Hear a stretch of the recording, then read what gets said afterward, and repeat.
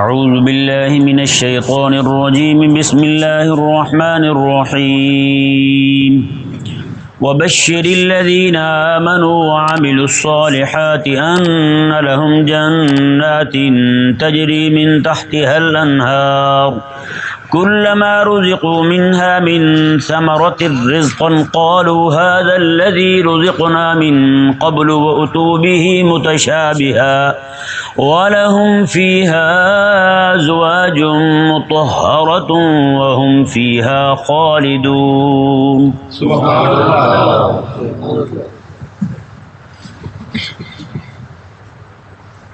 کسی بھی بندے کے تین طرح کے تعارف ہوتے ہیں، تین چیزیں اس سے پوچھی جاتی ہیں. آپ کہاں سے آئے ہیں، کہاں رہتے ہیں اور آگے کہاں جانے کا ارادہ ہے. یہی ہوتا ہے نا.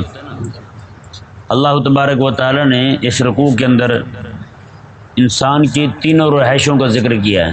سبحان اللہ. فرمایا کہ اللہ تبارک و تعالی نے الذی خلقکم، اس نے تمہیں پیدا کیا، اسی کی طرف سے آئے ہیں. الذی جعل لکم الارض فراشا والسماء بناء، اور تمہارے لیے زمین کو بچھونا بنایا، رہنے کی جگہ بنایا، اور وہیں پہ تمہیں رزق دیا زمین سے.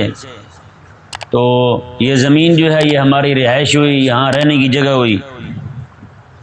اور فاتقوا النار التی سے لے کر آگے کے آج کے سبق تک، خالدون تک، اللہ تبارک و تعالی نے آگے جا کے رہنا کہاں ہے وہ بیان فرمایا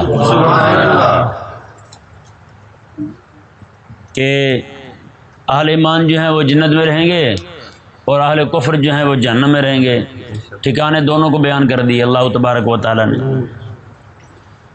پچھلی آیت مبارکہ میں اللہ تبارک و تعالی نے کافروں کا حال جو قیامت والے دن ہونے والا ہے، جہنم میں داخل ہوں گے، وہ بیان فرمایا. آج جو ہے وہ اہل ایمان کو جو جنت ملنے والی ہے اس کا ذکر فرمایا. سبحان اللہ.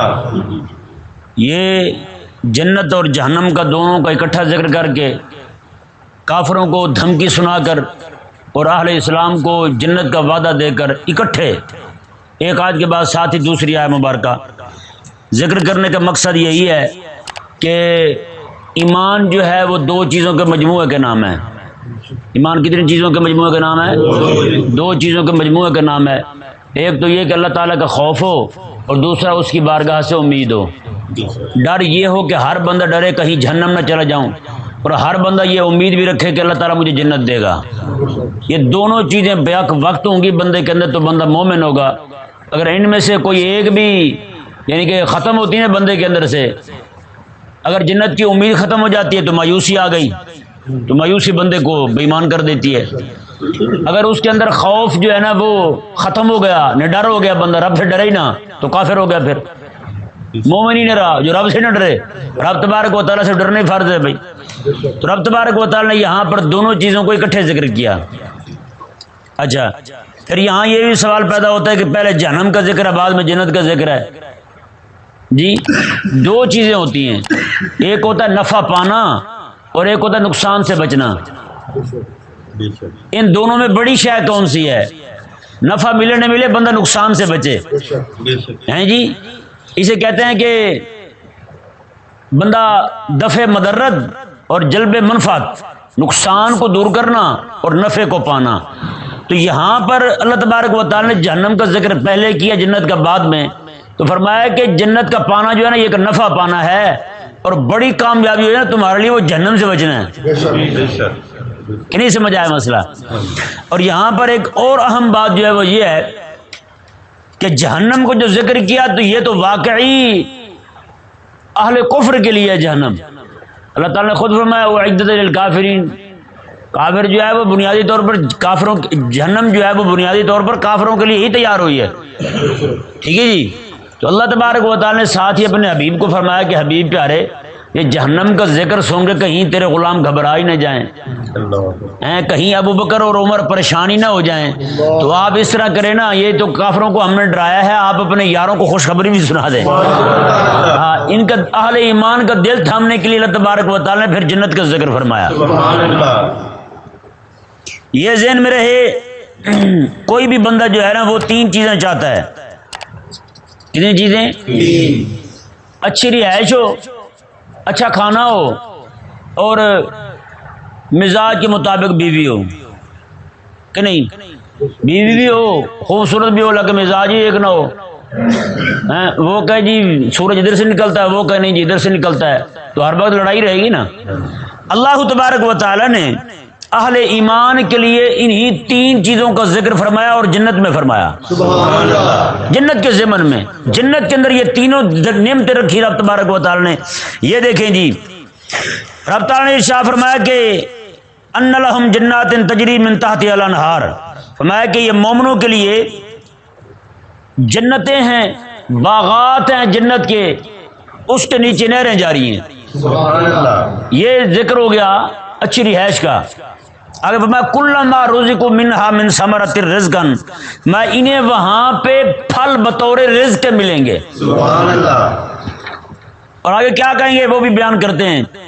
اور فرمایا یہ دو چیزیں ہو گئی، اچھا کھانا پینا ہو گیا، سامان اچھا سارا کچھ. اور آگے رب تعالیٰ نے فرمایا وَلَهُمْ فِيهَا أَزْوَاجٌ مُطَّهَّرَةٌ، پاک صاف ستھری ہر حوالے سے بیویاں ملیں گی ان کو. سبحان اللہ. ہر حوالے سے پاک صاف ستھری بیویاں، وہ انہیں ازواج مطہرات ہیں جی، ازواج مطہرہ پاک صاف ستھری بیویاں انہیں ملیں گی جنت کے اندر.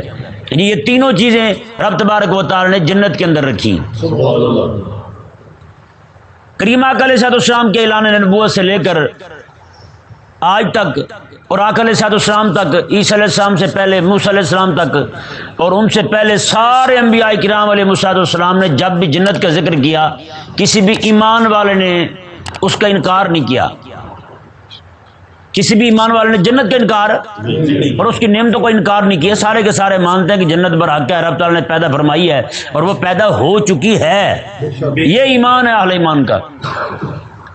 تاکہ سر سید جو ہے اس نے آ کر جنت کی جو تشریح کی ہے وہ بھی بڑی عجیب ہے، اور یہی وجہ ہے کہ اس کے ماننے والے جتنے بھی ہیں وہ بھی اسی جنت کے قائل ہیں.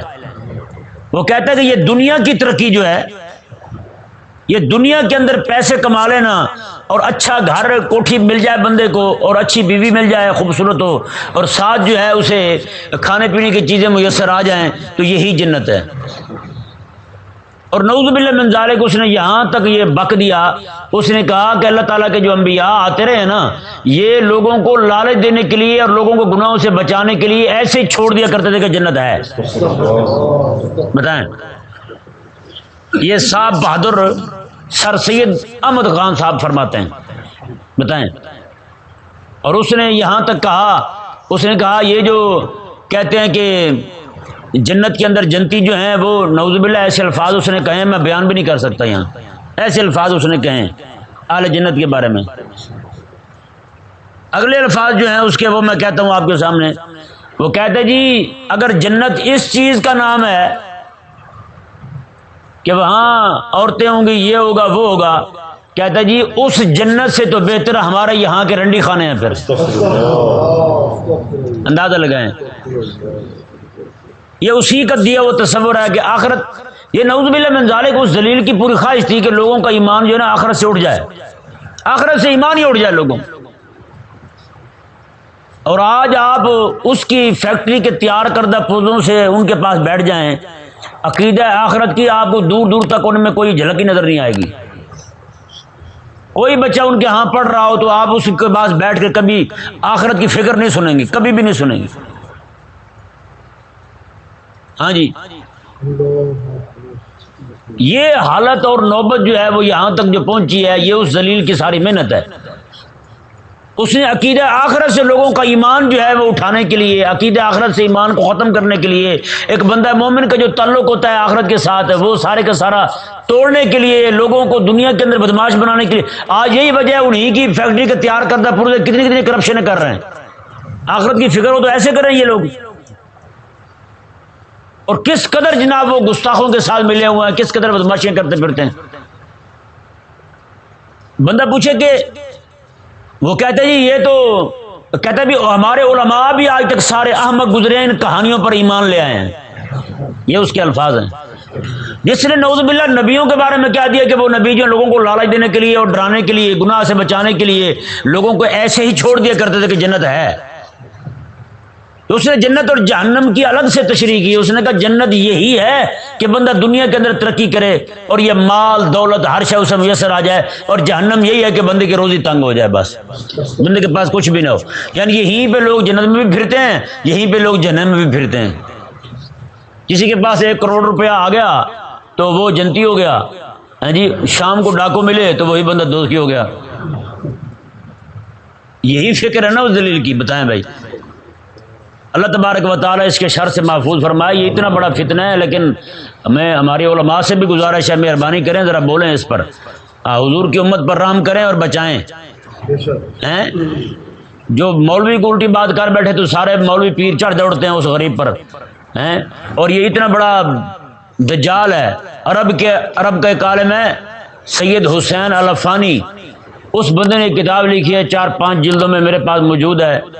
اس میں لکھا ہے, اس نے کہا جی یہ اس امت کا, ہندوستان کا, اس نے کہا دجال اکبر ہے, بڑا دجال ہے, دجال اکبر ہے سر سید.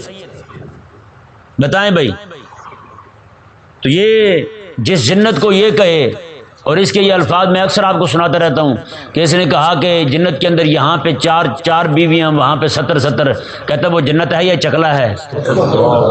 یہ لفظ ہیں سر سید احمد خان کے, جس پہ لوگ ہمارے لٹو ہوئے پڑے ہیں. کہتے ہیں جی اس نے تو امت کی خدمت کی ہے, اہل اسلام کی خدمت کی ہے. کیا خدمت کی ہے اس نے یار؟ اس نے تو نعوذ باللہ من ذالک عقائد اسلام کے بخیے ادھیڑ دیے ہیں. آپ اس کی تفسیر اٹھا کے دیکھیں وہ کیا کہتا ہے. اس کی تفسیر میرے پاس ہے 2 جلدوں میں, پڑھی ہے یہیں پہ, اور وہ دیکھ لیں, اور اس کی ساری کتابیں دیکھ لیں. اور اس نے خود کہا ہے, کہتا جی میری یونیورسٹی سے جو بھی پڑھتے جاتے ہیں سارے کھچر اور گدھے بنتے جاتے ہیں. یہ تو اس کا اپنا فرمان عالی شان ہے. جو بھی پڑھتے جاتے ہیں کیا بنتے جاتے ہیں؟ خچر اور گدھے بنتے جاتے ہیں. یہ انگریز کا اور اس کا آپس کا گٹھ جوڑ تھا. انگریز جاتے ہوئے اسے کہا گیا تو میرا بیٹا ہے روحانی, اور یہاں پہ حکومت اسے دوں گا جو تیری یونیورسٹی سے پڑھ کے آئے گا. آج قرآن کا حافظ ہو, قرآن کا پورا عالم ہو, چپراسی نہیں لگ سکتا. اسے بھی کہتے ہیں انگریزی پڑھے ہوئے ہیں آپ, 12 پڑھی ہیں آپ نے, 14 پڑھی ہیں, تب چپراسی لگیں گے. اب مالک نے بھی فضل فرمایا, PhD کر کے بھی نوکری نہیں مل رہی, MPhil کر لیے پھر بھی بیچارے بھاگتے پھرتے ہیں, کچھ نہیں میسر آ رہا ہے ان کو. آج سوسائٹیوں میں چلے جائیں, وہاں مولوی بیچارے جاتے ہیں, وہ کہتے ہیں جی ہاں بھی انگریزی آتی ہے آپ کو؟ وہ کہے جی نہیں آتی, تو کہتے ہیں جائیں پھر, نماز انگریزی میں پڑھانی تھی, اللہم انت السلام انگریزی میں پڑھنا تھا اس نے. حالت تو یہ ہو گئی اب, یعنی جہاں بھی اس کے پروردہ بیٹھے ہوئے ہیں وہاں پہ رسول اللہ علیہ السلام کے دین کے راستے بند ہوتے جاتے ہیں. یہ ذہن میں رہے آپ. اب یہ آیت مبارکہ کو دیکھیں, اللہ تبارک و تعالی نے ارشاد فرمایا وَبَشِّرِ الَّذِينَ آمَنُوا وَعَمِلُوا الصَّالِحَاتِ. فرمایا حبیب پیارے, آپ ان کو جو ایمان لائے ہیں اور اچھے عمل کر رہے ہیں انہیں خوشخبری سنا دیں. اچھے اعمال والوں کو, ایمان والوں کو اور اچھے اعمال والوں کو خوشخبری سنا دیں. کس چیز کی؟ ان لہم جنات تجری من تحتها الانہار, ان کے لیے جنتیں ہیں. سبحان اللہ. ایک نہیں, جنت نہیں کہا, جنات فرمایا. ان کے لیے جنتیں ہیں جس کے نیچے نہریں جاری ہیں. جی یہ نہروں کا ساتھ ربط والا ذکر فرماتا ہے, یہ اس مکان کی وسعت اور عظمت کو ظاہر کرنے کے لیے. سبحان اللہ. جی, اور فرمایا کلما رزقوا منہا من ثمرۃ رزقا, میں کہ جب بھی انہیں جنت کے اندر رزق دیا جائے گا تو قالو, جنتی کہیں گے, ھذا الذی رزقنا من قبل, وہ یہ تو وہی ہے جو ہمیں پہلے دیا گیا تھا, یہ تو وہی ہے جو ہمیں پہلے دیا گیا تھا.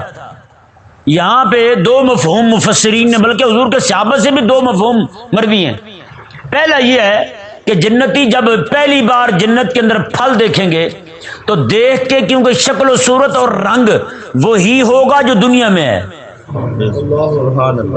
صورت اور رنگ یہ دونوں وہی ہوں گے جو دنیا میں ہیں. وہ کہیں گے یہ تو وہی ہے جو ہم کھایا کرتے تھے, اور فلاں کی دکان سے لیتے تھے ہم, اور کشمیر میں جا کے فلاں وادی سے فلاں جناب جھیل میں توڑ کے سیب کھاتے تھے, یہ تو وہی چیزیں ہیں.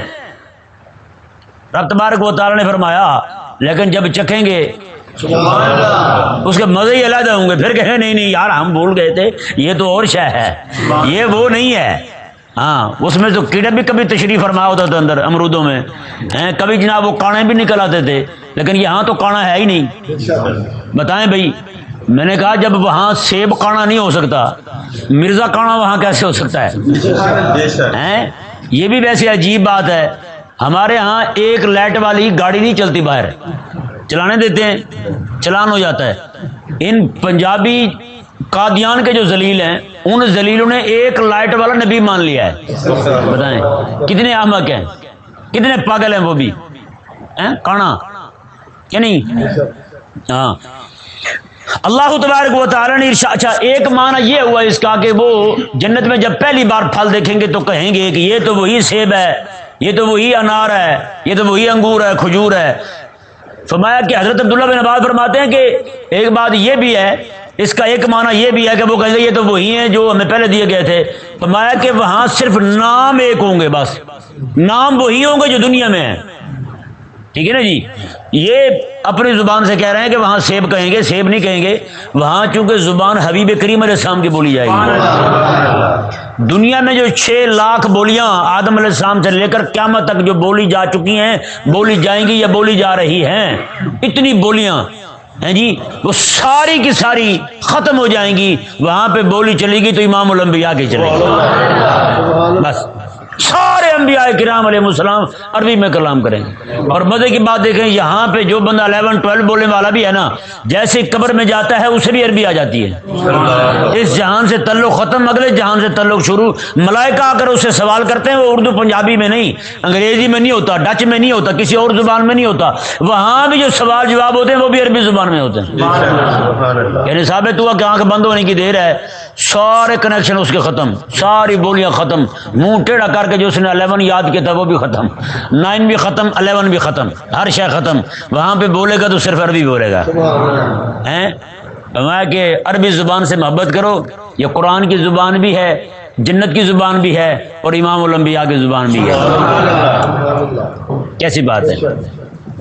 اور دوسرا قول جو ہے وہ یہ ہے کہ جنتیوں کو جب جب پھل دیا جائے گا، ہر بار کہیں گے یہ تو ہم کھا بیٹھے ہیں، یہ پھر آ گیا، انہیں کہا جائے گا کھاؤ تو صحیح۔ سبحان اللہ ایک بار کھا چکوں گے، دوبارہ کھائیں گے اس کا وہ والا مزہ نہیں ہوگا، نیا مزہ ہوگا۔ سبحان اللہ جب جب کھائیں گے جنت کے اندر، جتنی لاکھوں کروڑوں اربوں خربوں بار کھائیں گے، ہر بار ان پھلوں کا مزہ ہی علیحدہ ہوگا۔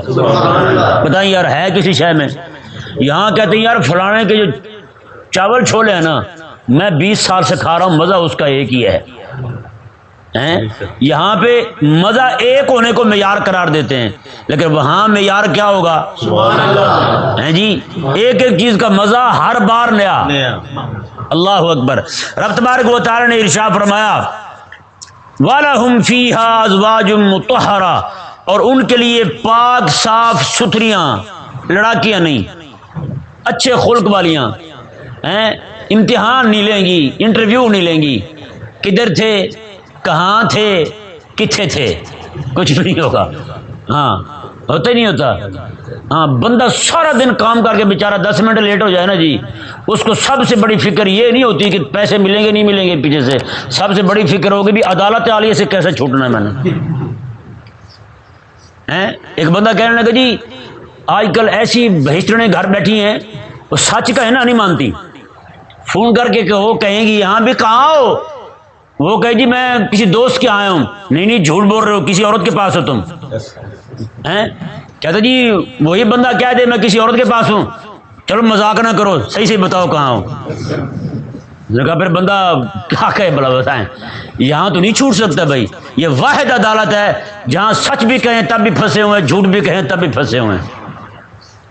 ایسی جاسوس ہے، دل کی تہ میں بیٹھی بات کو پکڑ لیتی ہے بیچاری۔